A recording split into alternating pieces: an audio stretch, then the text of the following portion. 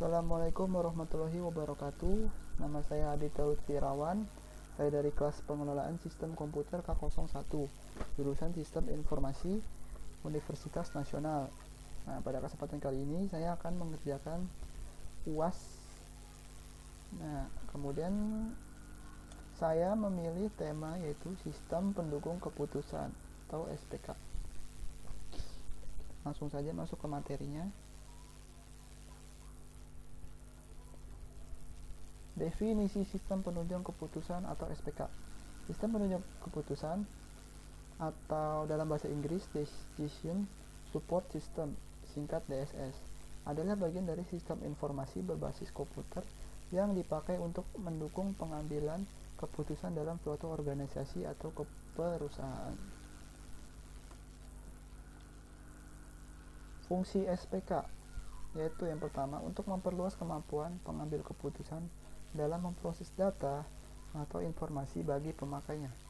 Yang kedua, untuk membantu pengambil keputusan untuk memecahkan masalah, terutama berbagai masalah yang sangat kompleks. Yang ketiga, untuk menghasilkan solusi dengan lebih cepat serta hasilnya dapat diandalkan.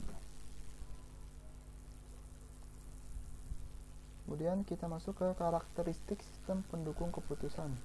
Yang pertama, mendukung proses pengambilan keputusan, menitik beratkan pada manajemen by perception. Yang kedua, adanya interface manusia atau mesin di mana manusia sebagai user tetapi memegang kontrol proses pengambilan keputusan. Yang ketiga, mendukung pengambilan keputusan untuk membahas masalah terstruktur, semi terstruktur, dan tak struktur. Yang keempat, memiliki kapasitas dialog untuk memperoleh informasi sesuai dengan kebutuhan. Komponen pembangun SPK. Pertama, subsistem manajemen data. Nah, subsistem manajemen data untuk mengatasi berbagai masalah data yang diperlukan adalah data internal dan juga data eksternal. Nah, dalam sebuah organisasi, data internal diperoleh dari sistem. Nah, kemudian untuk data eksternal bisa diperoleh dari berbagai sumber, yaitu surat kabar, database online atau database keuangan, sumber daya, dan lain-lain. Yang kedua, subsistem manajemen model. Nah, subsistem manajemen model ini berfungsi untuk menyimpan model yang digunakan oleh manajer dalam mengambil keputusan. Nah, model yang seperti itu digunakan untuk merancang fasilitas manufaktur ataupun menganalisis kesehatan keuangan dan juga meramalkan produk atau layanan. Yang ketiga, alat pendukung. Nah, alat pendukung ini seperti bantuan online, diagram, analisis grafis yang mempermudah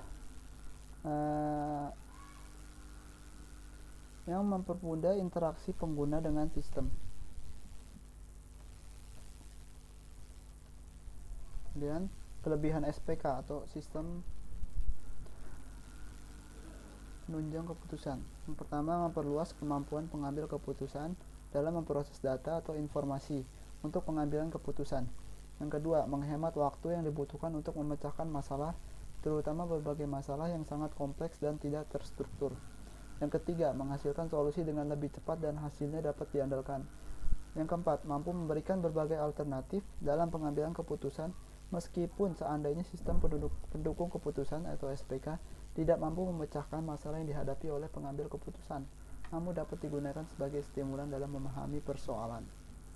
Yang kelima, memperkuat keyakinan pengambil keputusan terhadap keputusan yang diambilnya. Yang keenam, memberikan keuntungan kompetitif bagi organisasi secara keseluruhan dengan penghematan waktu, tenaga, dan biaya. Kekurangan SPK yaitu ada beberapa kemampuan manajemen dan bakat manusia yang tidak dapat dimodelkan, sehingga model yang ada di dalam sistem tidak semuanya mencerminkan persoalan yang sebenarnya. Yang kedua, sistem pendukung keputusan terbatas untuk memberikan alternatif dari pengetahuan yang diberikan kepadanya, pengetahuan dasar serta model dasar pada waktu perancangan program tersebut. Yang ketiga, proses-proses yang dapat dilakukan oleh sistem pendukung keputusan biasanya tergantung juga pada kemampuan perangkat lunak yang digunakan. Ciri-ciri SPK. Yang pertama, SPK memberikan pendukung informasi kepada pengambil keputusan. Yang kedua, dukungan SPK diberikan untuk berbagai tingkatan manajemen. Dukungan selain memberikan kepada individu juga kepada kelompok. Yang keempat, SPK mendukung keputusan yang independen. Yang kelima, SPK memberikan dukungan terhadap semua tingkatan. 6. SPK selalu menyesuaikan diri terhadap keadaan.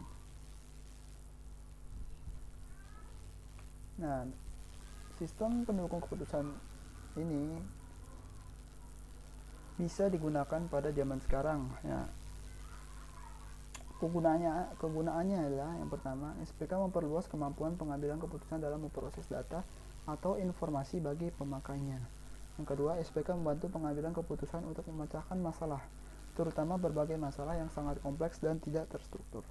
Yang ketiga, walaupun suatu SPK mungkin saja tidak mampu memecahkan masalah yang dihadapi oleh pengambil keputusan, namun ia dapat menjadi stimulan bagi pengambil keputusan dalam memahami persoalannya, karena mampu menyajikan berbagai alternatif pemecahan. Yang keempat, SPK dapat menghasilkan solusi dengan keputusan dan juga mampu menyajikan berbagai alternatif pemecahan masalah. Sekian presentasi dari saya, kurang lebihnya mohon maaf. Wassalamualaikum warahmatullahi wabarakatuh.